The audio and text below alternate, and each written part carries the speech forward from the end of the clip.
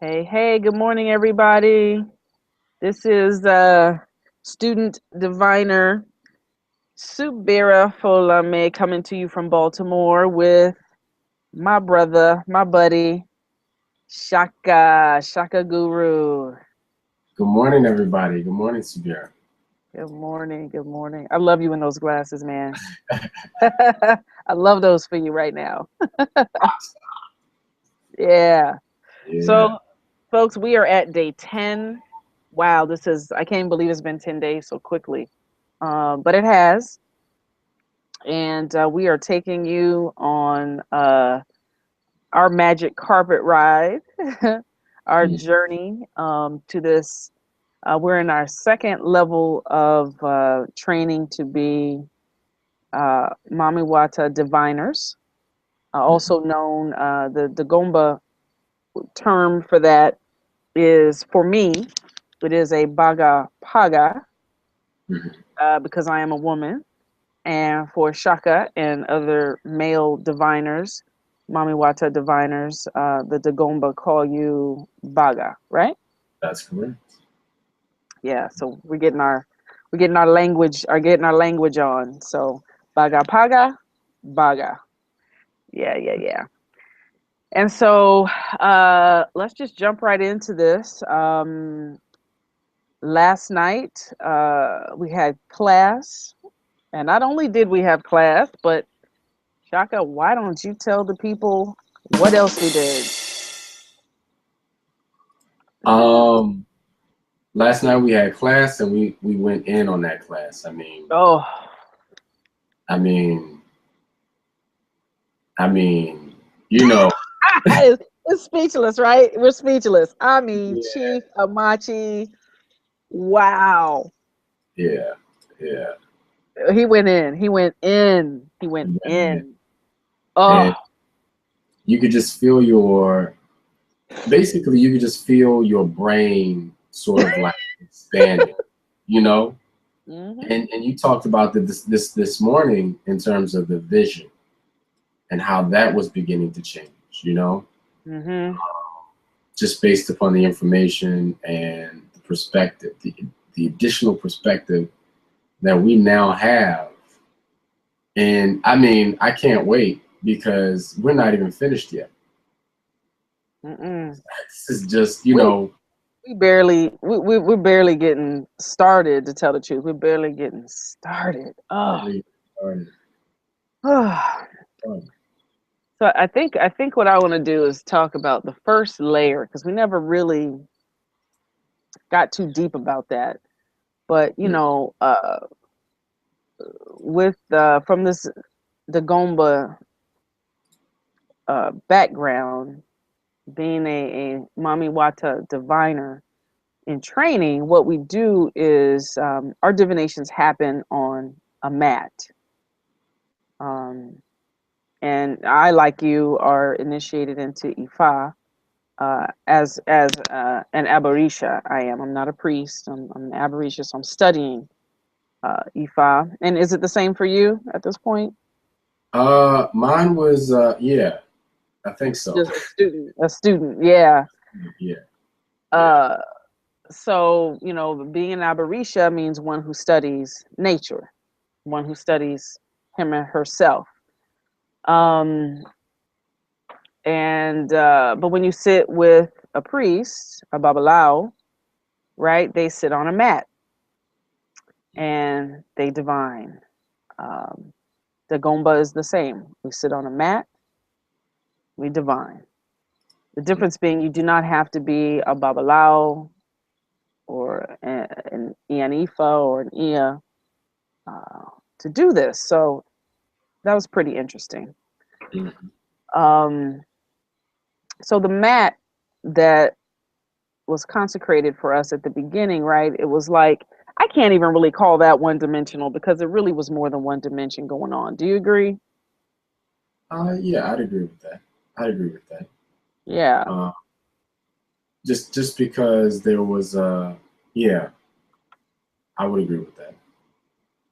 hmm There was a lot more going on, and there was a lot more that uh, you were being forced to see,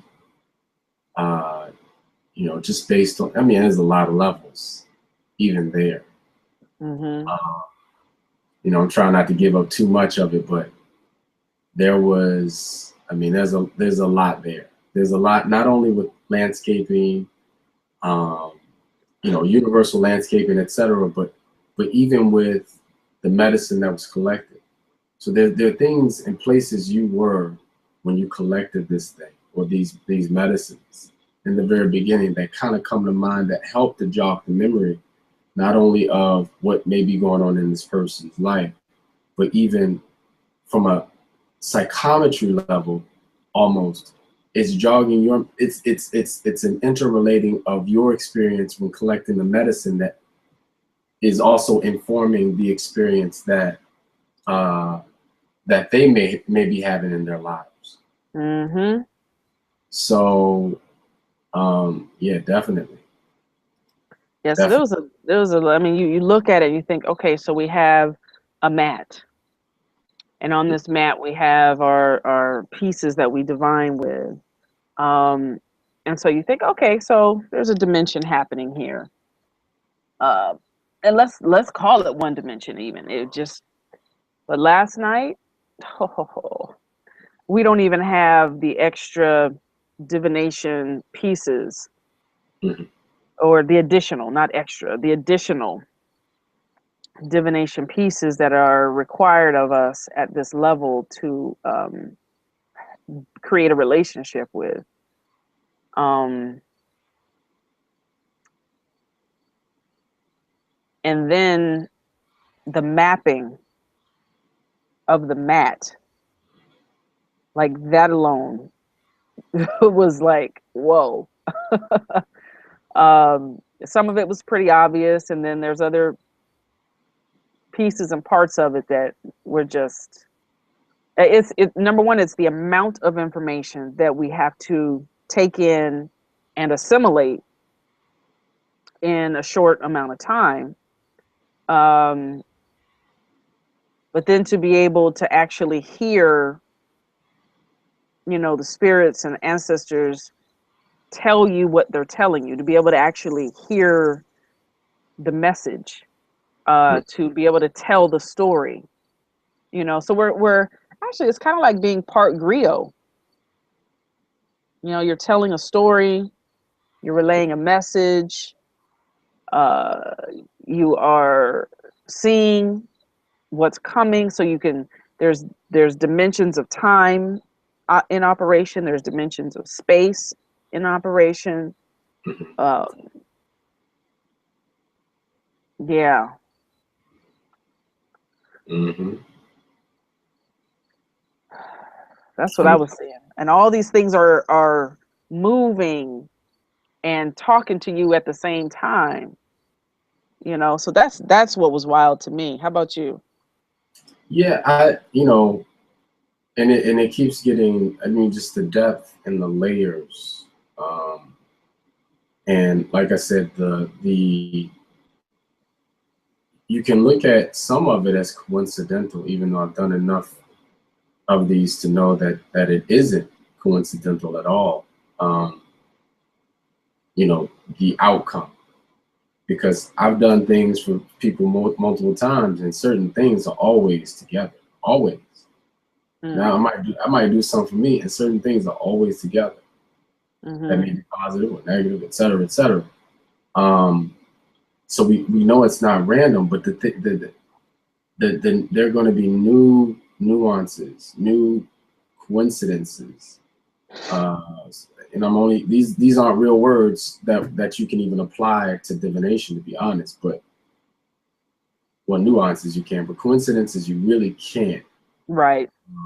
because the math has gotten deeper. Basically, that's essentially what's going on here. The mathematical structure in within the divination process has actually gotten deeper, Exponential. exponential. Yeah, Yeah. it's like we've all of a sudden, our whole world just boom went expanded last night, and we don't even know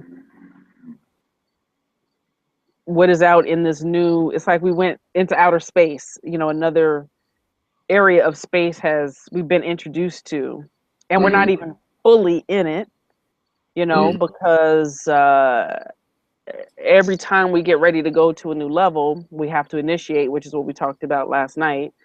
Mm-hmm. Initiate ourselves, be initiated into this next level.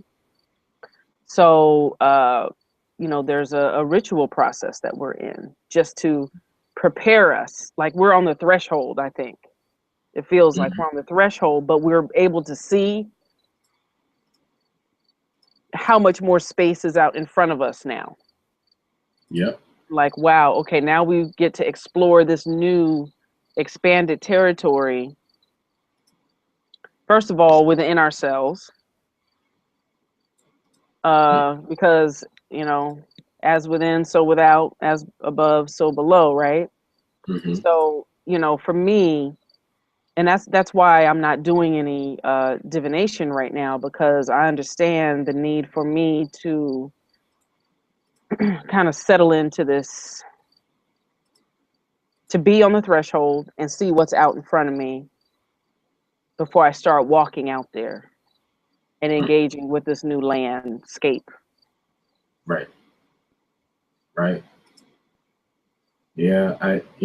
Same here. I mean, and it's almost like, okay, initially, and this worked really well in terms of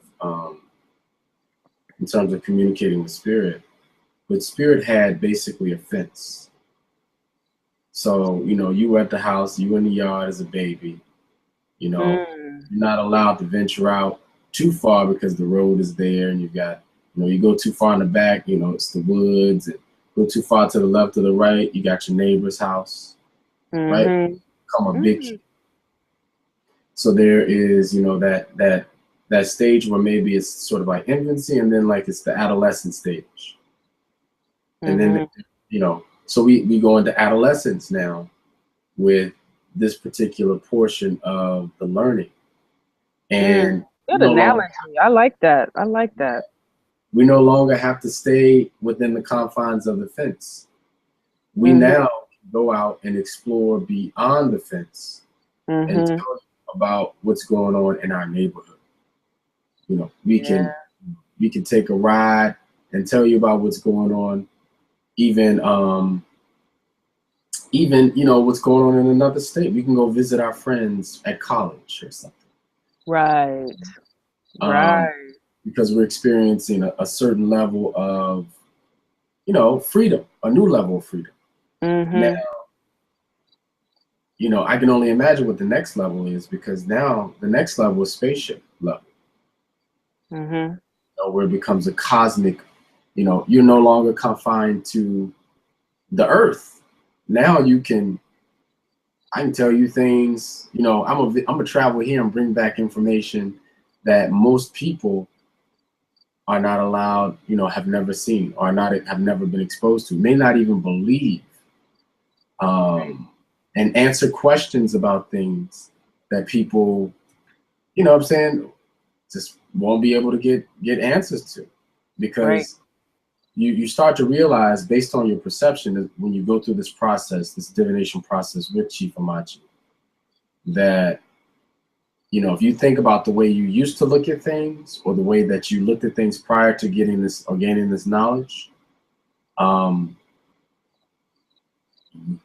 vast majority of people are like that, and there's a lot that you could not see before that you now can see, that you understand. And now with this new process, there is a new level of understanding. It's a new level of understanding. Wow. I do. I feel like definitely feel like an explorer. So I appreciate that analogy, because it's on point. It's absolutely on point. Yeah, I feel like right now we're kind of walking through the neighborhood, or like you said, it's like the parent has said, okay, you have a driving permit now. So I'm gonna let you take the car with adult supervision And we can go drive around together, you know. So at this point, you know, and I mean, all the time staying very close to spirit. I mean, because that's who we're getting the communication from. But we're now like, okay, we're allowed behind the wheel to drive. And it's a big deal when you give a 15, 16-year-old the keys to however many pound, you know, ton vehicle to drive around. That's dangerous. That could be very dangerous. Yeah, responsibility. Yeah, it is a vehicle that could do damage, or you know, get them from point A to point Z and all points in between. And so yeah, we are firmly sitting in the car, been given the keys, and you know, I feel like I'm gonna have to spend a whole lot of time studying this new topography, the different layers that you know, just to train my eyes to see. It's so interesting that you found those glasses this week. Yeah. You know, during this particular process, again, nothing is a coincidence. But you know, it's a process of training the inner eye to see deep into this topography, this map of a person's. I mean, at some times, you know, Chief refers to it as land masses. You know, that the different pieces on the mat that land will be land. You know, think of them as land masses. And it just feels like a whole city just rose off the mat. You know, went from being flat, you know, came up a little bit, and now they just like boom, and just got depth and doors and windows and like whoa. So and I can only imagine what the ritual process that we're in now for the next, you know, 3 days for you, 4 days for me, what that's going to open us up to. Amazing. Yeah. It's a good time. It's a good time. I think, like you said, there's a lot that that will be gained from this experience. I think I will be practicing a lot. I think over the next few days, you know, just to. I almost feel like I need to communicate and find out what exactly it is that, you know, my glasses mean. A lot of things. I just feel like I need to get back into asking those questions on a daily basis. Yeah. And then when we sort of enhance the process a little bit further in the next couple of weeks, as we begin to learn more and expand the system, then, you know, I'll be ready. You know, I'll be ready to throw it. So it's interesting. I'm ready. I can't wait to divine for somebody, you know, in the next couple of weeks. I really can't. Yeah, it's exciting. We should probably do what we did at the beginning and practice with each other for, you know, those weeks leading up to, you know, I'll just read for you, you read for me, and just so we can get familiar and get a comfort level with the new map. Exactly. New things introduced. This is probably a good segue, because I see it's we got about 6 minutes left of the show. Dreams. Dreams. Now, did you have any dreams last night? You know, I had visions, and they didn't stick with me. They didn't stay with me. But no real dreams last night. Okay. Now for me, I had a challenging time falling asleep. You know, after class, my brain was like, it was just, oh my God, the wheels were just turning, and I was like, okay, I need to I need to put all this information to the side and just chill. But I had a hard time winding down. I know that I did dream. I cannot remember it. It feels like it was very detailed. However, this morning, I chant in the morning, 7 o'clock every morning, just about. And I went to do my morning chanting, and one of the women that I chant with, who is my neighbor that came down the street the wrong way last week, she was there, and she said to me, I had a dream last night. I said, really? What'd you dream? She said, I dreamt that there was all these people from work, and that she was surrounded by people who have always protected her, like at work, people that she knows have her back at work. They were around her. There was a woman that was kind of like her adversary in the dream. And this woman has done some things in the past at work that has caused people to be fired. Yeah. So my neighbor kind of steers, she's kind of real leery of engaging with this woman too much. So in the dream, she had people protecting her, and she said that these are her words, not mine. They kept telling me not to look at the red envelope. There's a note, there's a letter, and it's in a red envelope, and I am not to look at it. The other woman was also not to look at it, but she said that they were adamant for me not to look at this red letter. I said, red letter like ABC, like alphabet letter? She said, no, like there was a letter written, and it was inside of a red folder or a red envelope, and that I was not to look at this. Okay. I said, huh. She was not, or not? She was not to look at this. Okay. So I said, well, do I have your permission to divine on this and ask what these different components mean? And she said, oh yeah, please. So I'm gonna take that to the mat and see what they tell me.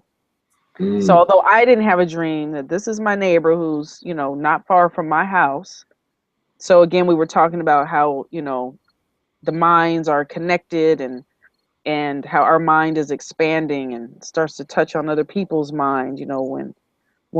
Chief always says, when we read, we touch another person's energy, their energy also touches us, of course, because we're touching, duh. But I'm seeing, so I'm expanding, and it may not be me that's dreaming. Maybe that dream message for me, I don't know.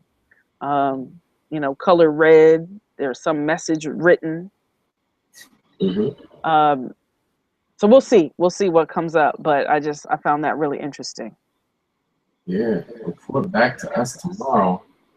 Yeah, I will. Find out the divination, if she agrees to it, I guess.